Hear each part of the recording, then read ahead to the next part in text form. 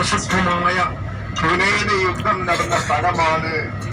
ആ ഹുനൈന് യുദ്ധത്തിൽ ഷഹീദായവരാണ് നമ്മളെ ഇന്നലെ ഉസ്താദ് നിങ്ങൾക്ക് കാണിച്ചു തന്ന് ജയറാന പള്ളിയിൽ വെച്ച് നമ്മൾ സിയാറത്ത് ചെയ്ത ആ ഖബറുണ്ടല്ലോ, അത് ഇവിടെ വച്ച് യുദ്ധം നടന്ന സഹാബാക്കൾ അവരെ അപകടം പറ്റി കൊണ്ടുപോയ വഴിക്ക് മരിച്ചവരാണ് അവരെ.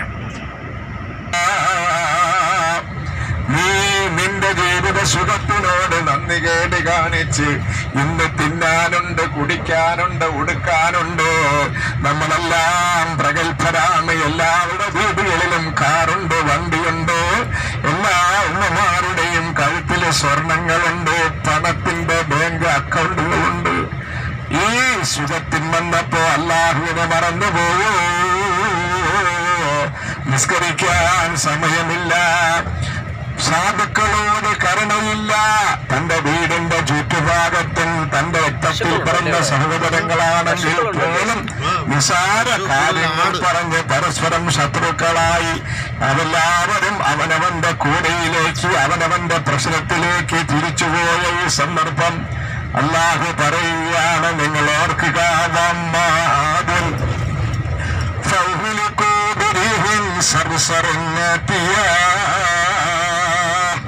ആദ്യഗോത്രക്കാരെ നിങ്ങൾക്കറിയുമോ? ഖുർആനാണ്. ഈ അഹങ്കാരികളായ മനുഷ്യരോട് റബ്ബ് പറയുകയാണ്, ആദ്യഗോത്രക്കാരെ നിങ്ങൾക്കറിയുമോ? ആരാണ് ആദ്യഗോത്രക്കാർ? ലം യുഖ്ലഖ് മിസ്ലുഹാ ഫീ ബിലാദ്. ഈ പ്രപഞ്ചത്തിൽ അവരെ പോലെ ആരെയും ഞാൻ സൃഷ്ടിച്ചിട്ടില്ല. വലിയ വണ്ണമുള്ളവരും പൊക്കമുള്ളവരും ആരോഗ്യമുള്ളവരും അവർ ആരോഗ്യ ദൃഢഗാത്രന്മാരും എന്ന് കണ്ട വലിയ വലിയ കൊട്ടാരങ്ങൾ പണിഞ്ഞിരുന്നവരായിരുന്നു അവര്. അവര് തന്നെ പറയുമായിരുന്നു, വഖാലൂ മൻ അശദ്ദു മിന്നാ ഖുവ്വ. ആരുടാ ഞങ്ങളെക്കാൾ വലിയവൻ, ഞങ്ങളാണ് വലുത് എന്ന് ആഗ്രഹിച്ചിരുന്ന അഹങ്കരിച്ചിരുന്ന ആദിന്റെ ഗോത്രത്തെ നിങ്ങൾക്കറിയുമോ? ആദിനെയും ആദിന്റെ മക്കളെയും അവർ വലിയ അഹങ്കാരികളും ധിക്കാരികളും തെമ്മാടികളുമായി മാറിയപ്പോൾ പടച്ചവൻ പറയുന്നു,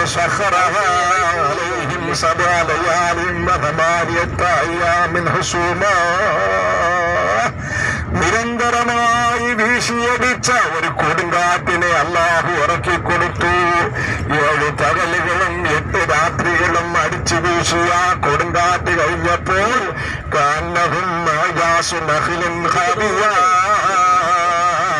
ഈത്തപ്പന മരങ്ങളും മറിഞ്ഞു വീഴുന്നത് പോലെ ചരിത്രത്തിന്റെ തവച്ചു കൊട്ടയിലേക്ക് അല്ലാഹു അവരെ ഇല്ലായ്മ ചെയ്തു, ഒന്നുമല്ലാതാക്കി കളഞ്ഞു. അതുപോലെ സഹോദരങ്ങളെ, അല്ലാഹുവിനെ വിസ്മരിച്ചുകൊണ്ട് അഹങ്കരിച്ചുകൊണ്ട് നമ്മൾ ജീവിച്ചാൽ പരീക്ഷണങ്ങൾ ഒരുപാട് പേരിടേണ്ടി വരും. നമുക്ക് നാം എന്തിന് കൈപ്പുണ്ണിന് കണ്ണാടി വേണം? കഴിഞ്ഞ ഒരു വർഷത്തിന് മുമ്പ് ലോകം മുഴുവനും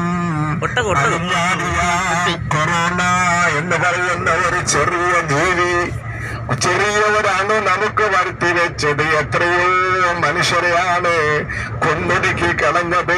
ലോകം മുഴുവനും, ലോകരാജ്യങ്ങൾ മുഴുവനും ഞെട്ടിക്കുറച്ചു പോയി. നിസാരമായ കൊറോണ എന്ന് പറയുന്ന ഒരു അണുവിന്റെ മുമ്പിൽ സുബ്ഹാനല്ലാഹ് ആ അണു എങ്ങനെ പ്രവേശിച്ചു എല്ലാ ശരീരങ്ങളിലേക്കും വന്നപ്പോ ആ ശരീരങ്ങൾക്ക് മാരകമായ രോഗങ്ങളായി. Checkpoint. Distance 500 meter. തായ്ഫ് കണ്ടോളൂ കേട്ടാ. തായ്ഫിലേക്കുള്ള ഈ റോഡുകളും ഈ മലകളും മാമലകളും ഒക്കെ കാണാൻ വേണ്ടിയാണ് നമ്മുടെ യാത്ര. നമ്മുടെ മക്കയിലും മദീനയിലൊക്കെ വന്നിട്ട് പോയാലേ ഈ സൗദി അറേബ്യ എങ്ങനെ ഇരിക്കണമെന്ന് കാണണ്ടേ? അപ്പൊ തായ്ഫിലേക്ക് നമ്മൾ യാത്ര ചെയ്യുമ്പോഴാണ് ഈ കാണുന്ന പരിസരങ്ങളും ഈ കുന്നും കുഴിയും ഈ വെയിലും പാറയും ഒക്കെ നമുക്ക് കാണണ്ടേ? അതിനു വേണ്ടിയാണ് ഈ യാത്ര. ഒരു സിയാറത്താണ്, ഒരു ടൂറാണ് നമ്മുടെ ഈ യാത്ര. എല്ലാം ഗുണമുണ്ട്. ദ്വായും ശ്രേഷ്ഠതയും അതുപോലെ രസവും ഉള്ളൊരു യാത്രയാണ്.